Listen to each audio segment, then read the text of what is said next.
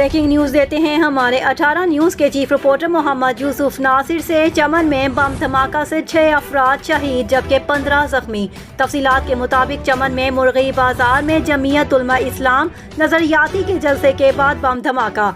इतला के मुताबिक अब तक 6 अफराद शहीद जबकि 15 जख्मी हुए हैं। जमीयत नजरियाती के अमीर अब्दुल कादिर के भी जख्मी होने की इतला है। जख्मियों को चमन अस्पताल और शदीद जख्मियों को कोयटा रवाना कर दिया। चमन बम धमाका के बाद सिविल अस्पताल कोयटा के MS डॉक्टर अरबाब कामरान खान कासी ने 18 न्यूज़ को बताया कि अस्पताल में इमरजेंसी नाफिज कर दी गई है।